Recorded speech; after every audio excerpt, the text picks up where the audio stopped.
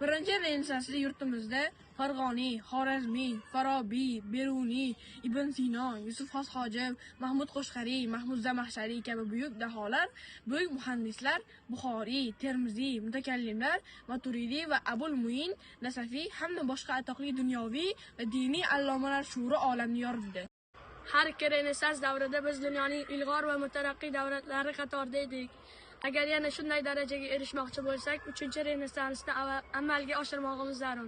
Mani kelajakdagi maqsadlarimdan biri bu dizayner bo'lish. Buning uchun matematika, chizmoqchilik va xorijiy tillarni yaxshi bilishim kerak. Mening hozirgi qiziqishlarimdan biri, eng asosiysi bu futbol va ingliz tili, rus tili tillari.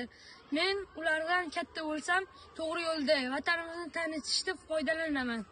Buyuk futbolchilardan biri bo'lishni xohlayman. Kelajakdagi maqsadlarimdan biri o'zimning shaxsiy kiyim magazinini ochish va buning uchun men xizmatchilik va matematikani yaxshi bilishim kerak.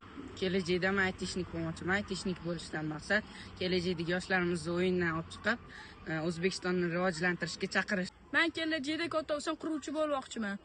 Quruvchi bo'lganimda katta domlar, katta binolar, katta uylar quraman. Men kelajakdagi maqsadlarimdan biri tarjimon bo'lish. Buning uchun men rus tili va ingliz tillarini bilishim kerak.